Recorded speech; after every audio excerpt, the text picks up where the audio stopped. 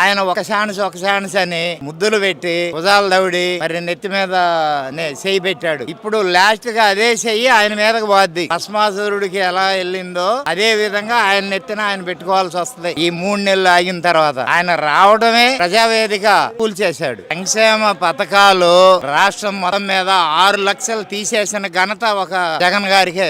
పేదలకు ఇచ్చే పింఛన్లు మరి అనేకమైన పథకాలు తీసేశాడు. మరి అన్న క్యాంటీన్లు 5 రూపాయలకు భోజనం పెడితే కూరగాయలు అమ్ముకునే వాళ్ళు ఊళ్ళ నుంచి వచ్చేవాళ్ళు ప్రతి ఒక్కళ్ళు 5 రూపాయలు ఇచ్చి కడుపు నిండా తిని వెళ్ళేవాళ్ళు. అప్పుడు అది రాగానే తీసేశాడు. ఆయన చేసింది ఏం లేదు. అన్ని మాట్లాడే అన్ని అబద్ధాలే ఒక్కటి కూడా నిజం ఉండదు ఆయన మాట్లాడేదాన్ని. ఏవో ఇస్తానంటున్నారు. ఇప్పుడు 175కు 170 ఇస్తానని ఎందుకన్నారంటే ఓట్లు దొంగ ఓట్లు చేర్పిచ్చి మరి వీళ్ళు కనుక్కోలేరులే మందే అనే ఉద్దేశంతో 175 అంటున్నాడు. ఏ వర్గం కూడా ఆయనకు ఓట్లు వేసేవాళ్ళు లేరు. వేస్తే ఎవరన్నా తెలియని వాళ్ళు వేయాలి.